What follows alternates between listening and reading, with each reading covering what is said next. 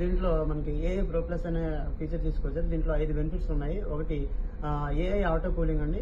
రెండోది వచ్చేసరికి AI energy mode. Third one వచ్చేసరికి రిమోట్ ఏసీ కంట్రోల్ అండి.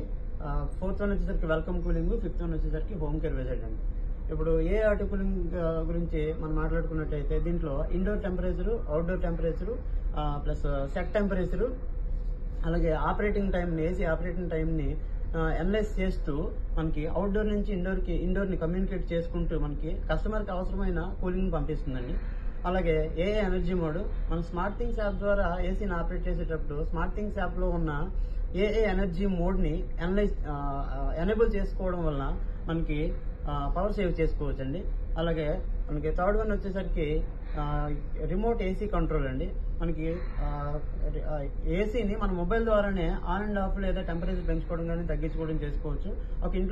ఒకవేళ ఇంట్లో చిన్నపిల్లలు కానీ పెద్దవాళ్ళు కానీ ఉన్నట్లయితే రిమోట్లో ఫంక్షన్స్ కొంచెం కన్ఫ్యూజ్ ఉన్నట్లయితే వీళ్ళకి బాగా ఇది హెల్ప్ అవుతుందండి. ఫోర్త్ వన్ వచ్చేసరికి వెల్కమ్ కూలింగ్.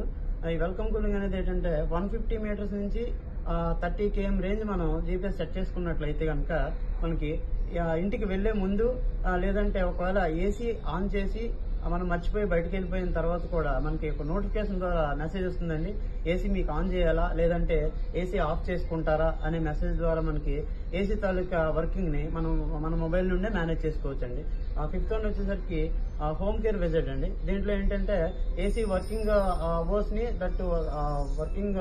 ని బిల్స్ ని మేనేజ్ చేస్తూ చిన్న ఎర్రర్స్ ఉంటే అది దాని ద్వారా ట్రబుల్ షూట్ చేసుకోవచ్చండి.